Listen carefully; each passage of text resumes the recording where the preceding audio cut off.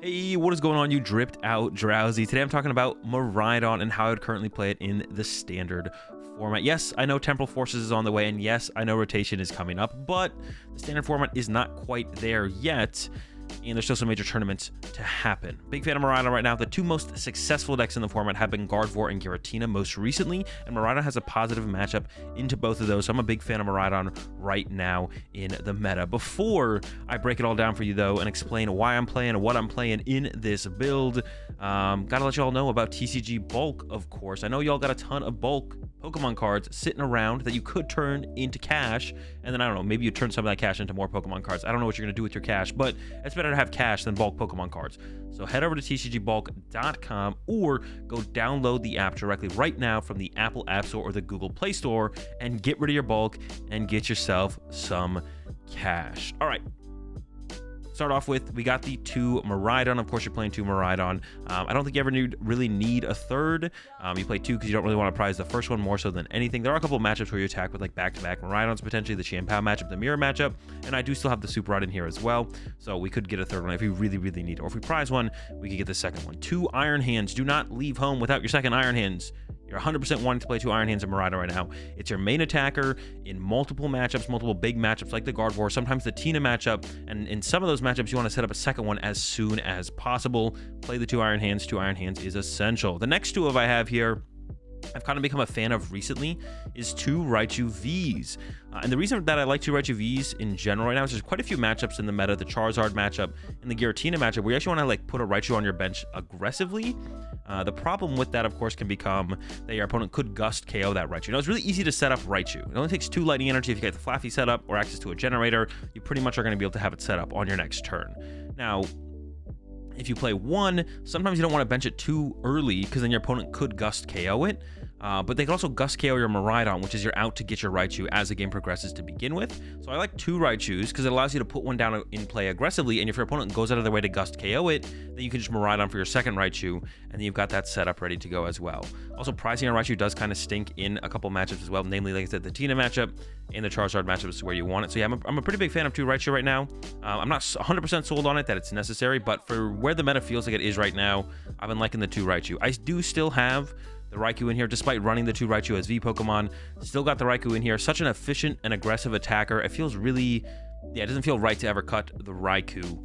So the Raikou, of course, is still going to be in here alongside the Raichu. We got the Zapdos in here, of course, to up our damage on the Miraidon, mostly for the Roaring Moon matchup and up against that Dragonite in the Lost Zone deck, so you need the Zapdos still. It's also a one-prize Pokemon. Sometimes you want to attack with a one-prizer, and sometimes you want to set up that early board state of like Zapdos in the active, Mareep on the bench, so we kind of force our opponent to take a one-prize knockout, and even if they have Escape Rope, we can then send up the Mareep. The 1/1 Flaffy, of course, in here. We are playing a Peony build still. I still really like the Peony over the Research, so got the 1/1 Flaffy in here only.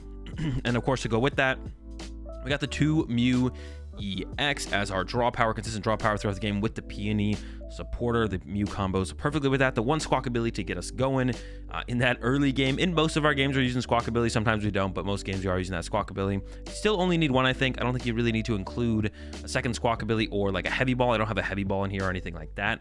And you might notice that's it. We're out of Pokemon here. There's no Spiritomb, no Drapion. I think Mew is a awful play right now. I think Mew VMAX is a terrible play right now.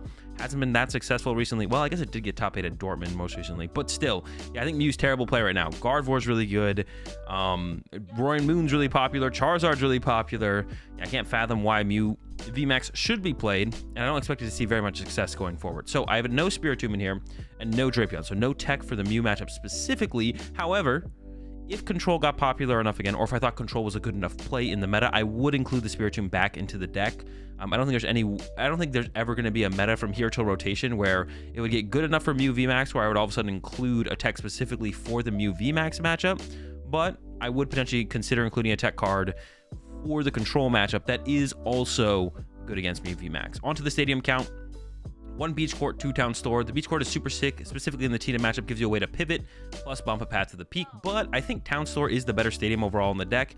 If you ever do have that moment with Beach Court, it's usually on like turn 1 or turn 2 early on in games. You don't need it twice throughout a game, so I think 1 Beach Court is enough. But the Town Store is your most important card in the deck, feels like EXP share. So having more, you need a certain amount of ways to bump path to the peak, but but it feels like the Town Store is the more powerful of the two stadium cards right now, because finding EXP share is just so important for the deck to function throughout the game. And speaking of EXP share, that's what we got up next. 1 Forest Seal Stone, 2 EXP share. Of course, we got the V Pokemon to come with the 4 Seal Stone. We got 2 Town Stores. Why wouldn't we play a 4 Seal Stone? Or we got 3 V Pokemon. And then we got the 2 EXP share in here as well. And I actually could see going up to a 3rd EXP share. I think that's also like a reasonable... that might be better to have that 3rd EXP share. I'll talk about a card that I'm playing over the kind of the 3rd EXP share right now as we come up on it.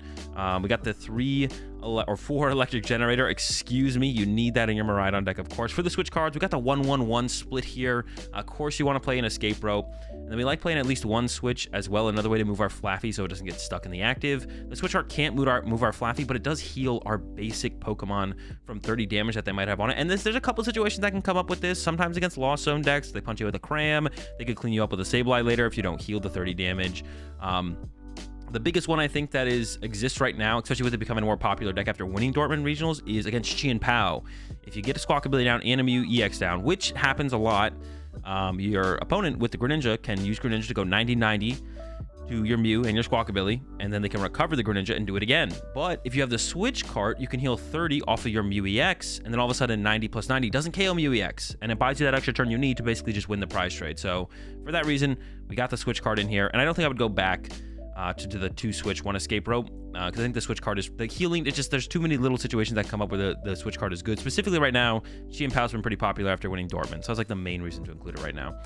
For Ultra Ball, of course, 2 Nest Ball. Do not play 1 Nest Ball in this deck. You need the 2nd Nest Ball for that late game search for the extra Mew, or even like getting a Pokemon under Path to the Peak through a Peony, something like that. 1 Battle VIP Pass, and here is the card that I'm kind of playing over that 30 EXP share right now, a Level Ball. Now you're like, well, how does a Level Ball replace an EXP share? And the answer is, it can find Flaffy. So we are playing the Peony build here, and it can be a little bit awkward to find our Flaffy sometimes, because Peony discards our hand and then searches for 2 trainer cards.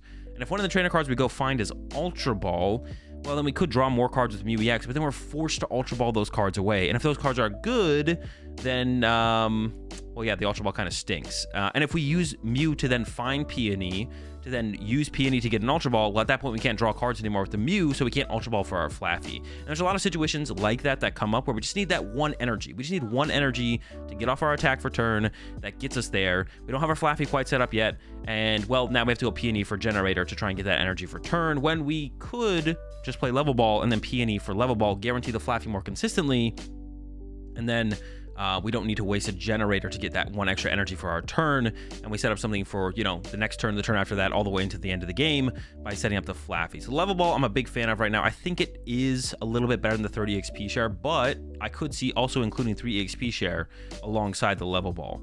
That could be where we go from here. 2 Pokemon Catcher. I think Pokemon Catchers are pretty good right now in this deck. I would even consider including a 3rd. I think Pokemon Catcher is super important for the Roaring Moon matchup to try and stay ahead on the prize exchange. In most matchups in general, this card is very good.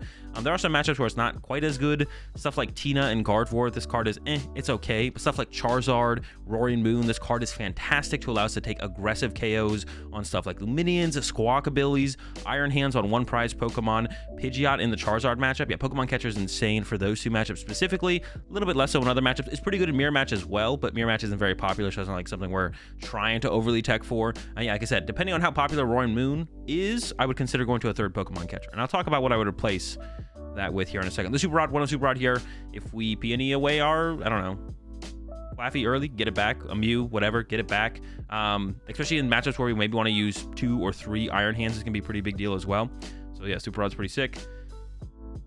For Peony, of course, like I've been talking about this whole time, it is a Peony build. So we have 4 Peony, duh. We got 2 Research as our follow-up supporter. I'm not sold on the Research yet, actually, to be honest. I could see these actually becoming like 2 Arven or 1 Arven, 1 Raihan. Yeah, I'm not quite sold on the Research yet from what I've seen from them. Like I said, Arven or Raihan, maybe. But Research, you can't really go wrong with Research, so that's what I have in here for right now. And then here we go to the 3 bosses orders. I'm a big fan of a heavy bosses orders count in this deck, and this build specifically as well, because I don't play Luminion. I really do not like Luminion in this deck at all. So just increasing the higher count of bosses orders just gives us a higher chance of naturally drawing into them. You know, for our draws throughout our turn, drawing into it with Mew EX, whatever it might be. But like I said, If Roaring Moon is popular enough, because I think catcher's really, really good in the Roaring Moon matchup, I would consider cutting a Boss's Orders for a third catcher. It really depends on what the most popular decks are in the format currently. If it's stuff like Gardevoir and Tina, I'd probably stick with the Boss. If it's like Charizard and Roaring Moon, then I think I would go to a heavier catcher count. Kind of all depends on what's most popular in the meta at the time. One double turbo energy, of course, and then I've kind of come down from like my Charlotte build. At Charlotte, I played the 14 basic lightning energy, but I've come down to 13 now with this build most recently. It still felt pretty comfortable, so I'm not complaining, and that's it. This is how I play Miraidon currently. Like I talked about a couple of things that I potentially switch around. Boss for catcher, potentially try and get that 30 XP share in there. I like the idea of that. Another card that's not in here currently that I would definitely think about including as well would be a Bravery Charm. I think Bravery Charm does have some use cases right now. It's not super powerful as it's not as powerful as it once was, and then also a Lost Vacuum potentially.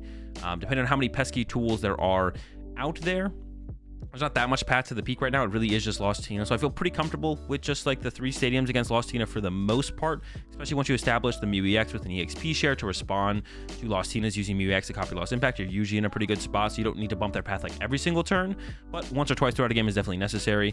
And if path for some reason did get more popular, I would definitely include some kind of 4th stadium bump, whether that be a 4th stadium and probably a 2nd beach court or a Lost Vacuum if tool cards are running around and being pesky as well. So those are things you can think about as far as like little adjustments to go to a list. There's no such thing as a perfect 60 cards. The meta is constantly in motion, which means your deck list should also be constantly in motion to gear itself up to be best prepared for where the meta is currently at. Hope you all enjoyed the video as always, and I'll catch y'all in the next one.